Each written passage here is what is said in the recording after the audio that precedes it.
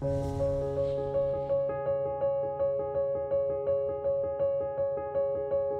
with Judith Joy, and today we're tackling how to live your life in a high vibe. So, first of all, Judith, what is a high vibe? High vibe are those yummy feelings of kindness, love, compassion, peace, all of those things that were like life is working.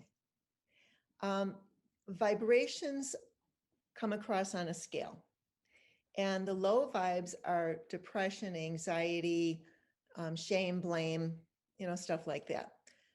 And you can't really do anything when you're in that. You're like weighted down almost, and you don't have any energy available to you. You move up a little bit and you get up to anger, and all of a sudden that's a higher vibration than depression. So you've got more energy to do stuff. But what most people don't realize is that you get to choose the feelings you're experiencing.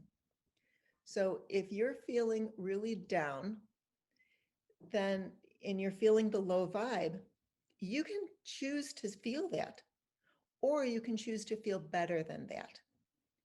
And as you move up the scale, I mean, you might not move from depression to, oh, life is bliss, and oh, like that. It's not going to happen like in 1 minute. But if you're feeling depression and then you start going, okay, I'm done being depressed. I felt it. I know what it is. I'm done. And then you start doing some things to feel better. For example, being grateful. Then you move up the scale. It's your choice if you want to feel better or not. But let me tell you, when you're in high vibe, then you can think something and it happens. And it's really so cool up here. You sort of took me to a place of figuring out what is high vibe. So, the first step is recognizing that feeling. Now, once you pointed it out to me, I'm like, oh, I know when I'm in my high vibe place. Right. So once you know it and you recognize it, it's easier to harness that high vibe energy into your body when you need it. To your point, we can't live our lives in a high vibe state, but it is nice to be able to flip that switch and maybe crawl out of depression, crawl out of anger, crawl out of anxiety, and redirect it to a high vibe mode. So what if you're in your high vibe zone and somebody else comes and they're just, life, people. I mean, there's always those things, those hurdles in life that are so hard to overcome. How do you get back into your high vibe zone?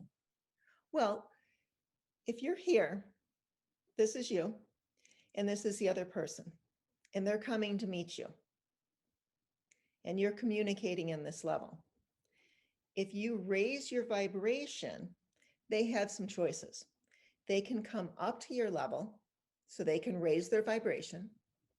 They can create drama trauma, which is what's happening a lot right now with the polarization and, I'm right, you're wrong. Or they can just sort of bow out and leave. You also have a choice. You can raise your vibration more. You can stay where you're at the higher vibe, or you can lower your vibration to meet them. And it's all about what you choose to do. So if you're high vibe and this person is moaning and groaning about something, here's 2 different ways to handle it. One, very quietly in your mind, you just say, I love you. I love you. I love you. In your mind. In your mind, you're not out loud. And what it's doing is helping you stay high vibe.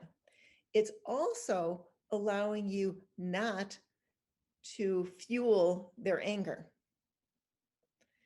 So you stay high vibe, and then their anger sort of peters out, and then they go, oh, never mind, and they leave. So let's say with a difficult teenager or a spouse or somebody that you genuinely love, but they're just really getting on your nerves right then and there, and they're really trying to go after your Achilles heel and pick a fight. I could see being able to say to myself, I love you, I love you, I love you. But what if I really don't love that person, Judith, and I've never had a shred of love? Like, let's say it's a coworker or, somebody that you have to deal with in life that you really don't, quite frankly, care for. Well, it's the same thing. I love you. Who's you?